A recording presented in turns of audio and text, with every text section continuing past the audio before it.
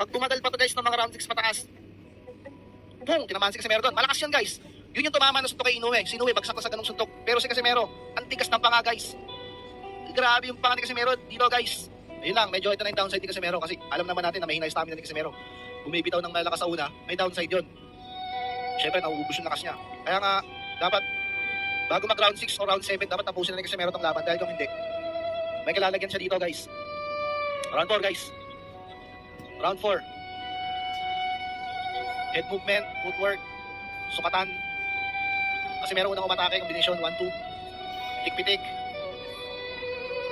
Casimero, easy lang daw, sabi ng corner. So may game plan dito si Casimero guys, hindi lang natin alam. Body shot pero nasasalag by Casimero. Body shot ulit pero pumasok yung isa. Head, putang ina mo kaliwa. Pagsak si Neri. Woo! Medyo masakit yun. Niluwa ni Casimero yung Neri yung mouthpiece. Wala na. Putang ina mo Casimero. Woo! Paldo. Casimero guys.